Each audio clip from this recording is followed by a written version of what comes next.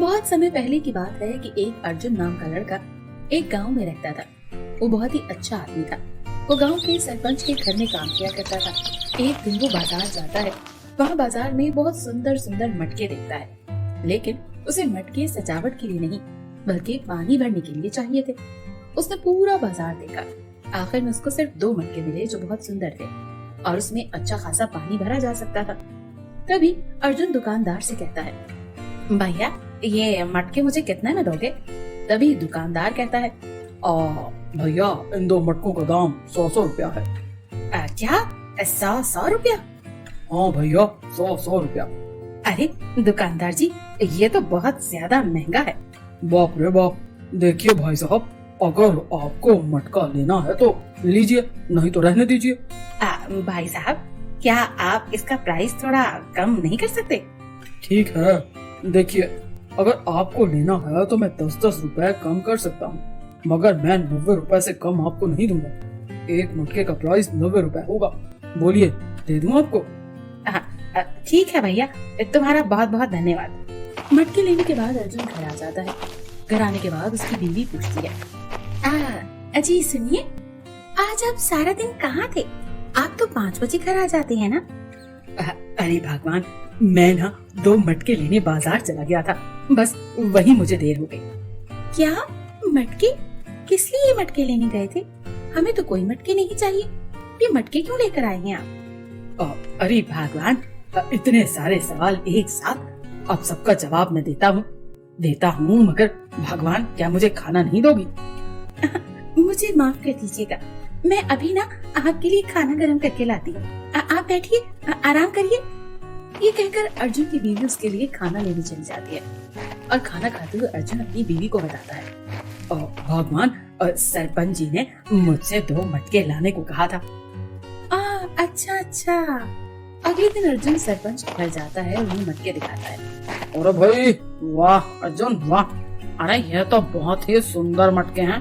अब तुम रोज इसमें पानी भर कर लाना। जो हुक्म साहब। हमें पता है अर्जुन, तुम बहुत सुंदर मटके लेकर आए हो। अब अर्जुन उन्हीं मटकों में पानी भरने जाया करता और उन्हीं मटकों में सरपंच जी को पानी दिया करता था। एक दिन पानी भरते भरते अर्जुन के मटकों पर एक बाल जोर से आकर गिरती है। अरे भैया, ये मटके में दरार कैसे आ गई? अब मैं सरपंच जी को क्या जवाब दूंगा? अर्जुन बहुत ज्यादा परेशान हो जाता है और उदास होकर सरपंच जी के पास जाता है और सरपंच जी से कहता है, मालिक मुझसे गलती हो गई। मालिक, इस मटके में थोड़ी सी दरार आ गई है। कोई बात नहीं अर्जुन, तुम दूसरा मटका बाजार से जाकर ले आओ। नहीं सरपंच जी, ये मेरे कारण हुआ है, लेकिन मैं अब इस मटके में पानी लेकर आऊंगा, चाहे मुझे 2 बार ही क्यों ना चक्कर लगाना पड़े। सरपंच अर्जुन की बात मान लेते हैं, क्योंकि उन्हें पता था कि वो कितना भी अर्जुन को समझाएं, वो मानेगा नहीं। अर्जुन पानी भरने के लिए रोज नदी के किनारे जाता और दोनों मटकों में पानी भरकर अपने कांधों पर रखकर ले आता। 2 मटकों में से एक मटका टूटा हुआ था, जिसमें से पानी हमेशा गिरता रहता, और दूसरा बिल्कुल ठीक था। अर्जुन दोनों मटकों को एक साथ रखता, तभी दोनों मटके आपस में बात करना शुरू कर देते हैं। तभी जो ठीक वाला मटका होता है वो टूटे हुए मटके से कहता है, तुम तो बिल्कुल टूटे हुए मटके हो। तुम्हारे अंदर से सारा पानी गिर जाता है। तुम्हारी वजह से मालिक की मेहनत बहुत जाया हो जाती है। देखो मैं कितना ज्यादा पानी लेकर आता हूँ। मैं इनके लिए बहुत ज्यादा फायदेमंद हूँ, इसलिए तो मालिक मेरे अंदर ज्यादा पानी लेकर आते हैं। और क्यों ना हो, मैं इतना ज्यादा पानी जो भर कर लेकर आता हूँ। उसकी बात सुनकर टूटा मटका कहता है, देखो मेरे अंदर दरार पड़ गई है, इसलिए तुम मुझे देखकर मेरा मजाक बना रहे हो, मगर तुम्हें पता है दूसरे के दुख पर कभी भी हंसना नहीं चाहिए, ये गलत बात होती है। पहला मटका कहता है, लेकिन तुम्हें पता है कि जब तुम्हारे अंदर से पानी बहता है ना, तब मुझे देखकर हंसी आती है। अब मैं क्या करूं? अब तुम ही बताओ, मुझे हंसी ना आए तो क्या हो? अब ना मैं तुम्हें बस टूटा हुआ घड़ा ही कहूँगा, और जो भी तुम्हें देखेगा ना वो तुम्हें टूटा हुआ घड़ा ही कहेगा। अब क्या करें, तुम्हारे अंदर दरार जो है। ये सुनकर टूटा मटका उदास हो जाता है। सीधा साधा जो मटका होता है वो हर वक्त टूटा मटका कहकर चुराता रहता है, जिसकी वजह से वो दरार वाला मटका बिल्कुल उदास रहता है। उसे बिल्कुल भी ये सब अच्छा नहीं लगता। वो हर वक्त उसे एहसास दिलाता है कि वो किसी भी काम का नहीं, वो मालिक के किसी भी काम नहीं आ रहा। इसी वजह से टूटे मटके को काफी ज्यादा शर्मिंदगी होती है, क्योंकि वो अपने मालिक के किसी भी काम नहीं आ रहा होता। हर दिन की तरह अर्जुन मटकों में पानी भर के शहर की तरफ जा रहा था।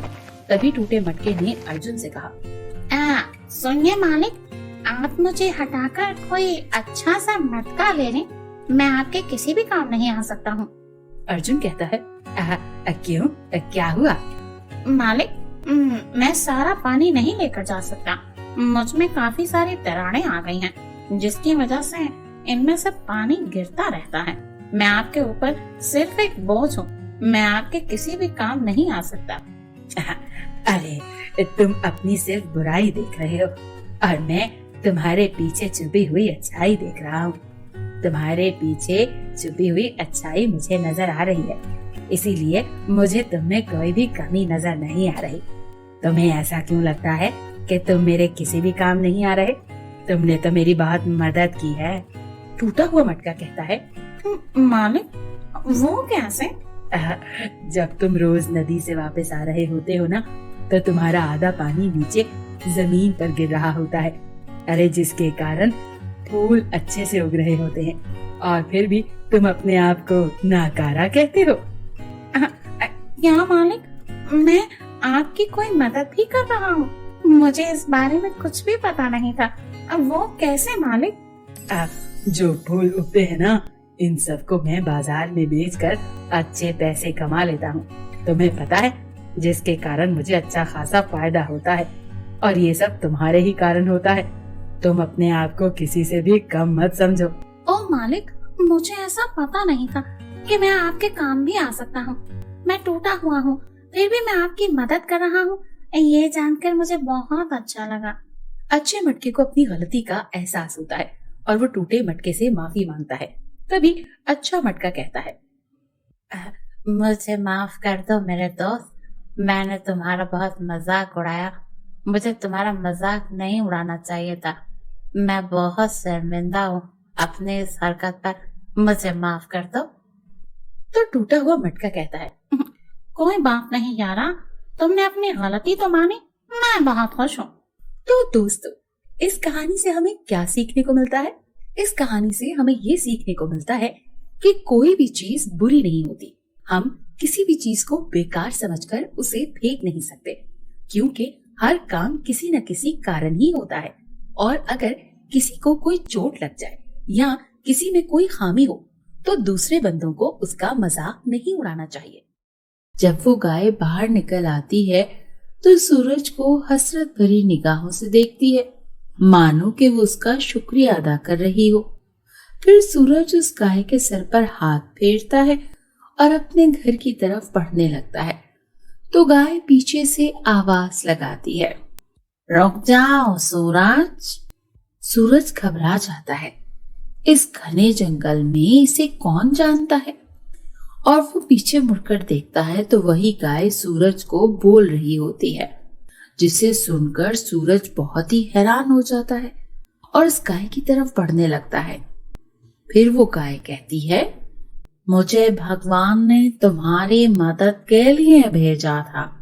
ये तुम्हारे लिए एक आजमाइश थी कि तुम मुझे मुसीबत में फंसा देखकर मेरी मदद करोगे या नहीं करोगे, और तुम इस आजमाइश पर पूरा उतरे, इसलिए तुम मुझे अपने साथ ले जाओ। जिसे सुनकर सूरज उस गाय को साथ ले जाने का सोचता है। फिर वो गाय उस सूरज से कहती है, मैं रोज तुम्हें सोने के सिक्के दिया करूंगी, जिसके कारण तुम अपना घर चलाना।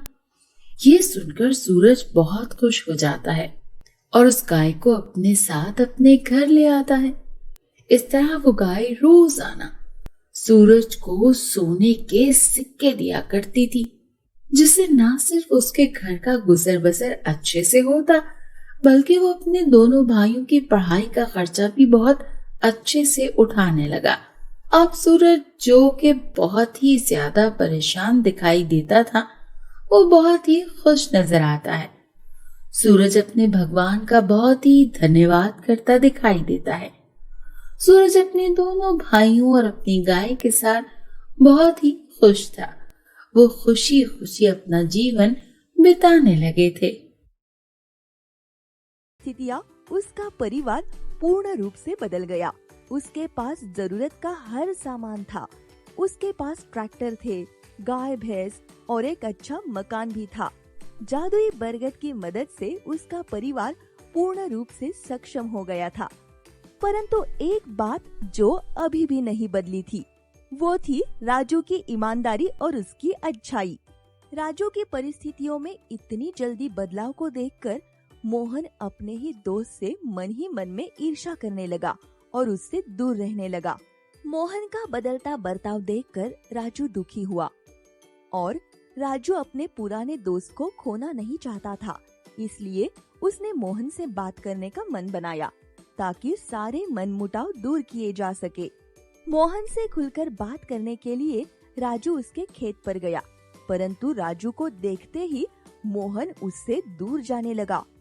ना उससे नजरें मिलाई और ना उसकी तरफ मुस्कुराई। मैंने तुम्हें ढूंढ तो लिया है, लेकिन अब मैं क्या करूं, क्योंकि परीलोक में कोई भी तुम्हें आने नहीं देगा और मुझे कुछ भी समझ नहीं आ रही कि हम जाएं तो जाएं कहां। तभी अचानक से परीलोक से जादुई यंत्र से सिग्नल बहादुर परी के पास आने लगा। ओह, ये तो परीलोक में किसी खतरे का सिग्नल है, बहादुर परी ने कहा। दरअसल परीलोक में दूसरे ग्रहों के लोगों ने आक्रमण कर लिया था और वो परीलोक को अपने कब्जे में लेना चाहते थे, और बहादुर परी के अलावा कोई भी इतना बलशाली और साहसी नहीं था कि उन दुश्मनों का सामना कर सके। उस समय ऐसा लग रहा था कि अब परीलोक बचेगा नहीं, लेकिन तभी उस वक्त नटखट परी को लेकर बहादुर परी परीलोक पहुंच गई और बाजी पलट जाती है।